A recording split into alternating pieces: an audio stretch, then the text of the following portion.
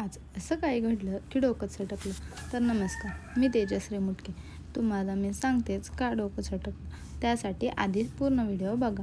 तर आम्हाला आज जायचं होतं बाहेर. सईचे पप्पा म्हटले उरकून ठेव, तेव्हा मी येतोच.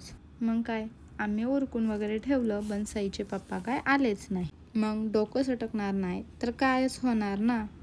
पण कामं काय चुकतात का? मग काय, स्वयंपाक तर करावाच लागला ना. मग वरण भाताचा कुकर लावून घेतला, मेथीची भाजी भाकरी केली, कामं उरकली. सईचे पप्पा नंतर सईला घेऊन खाली गेलेले. ते आले, सईनी तर त्यांना दुकानात घेऊन गेलेली. तिला खेळायला मस्तपैकी खेळणी घेऊन आली. तिनं तिचं काम भागवलं. नंतर काय, सईची चांगलीच नादवली त्या ब्लॉग्स बरोबर. मग जेवण करून उरकलं वगैरे. मग परत सईला बाहेर खेळायला जायचं होतं.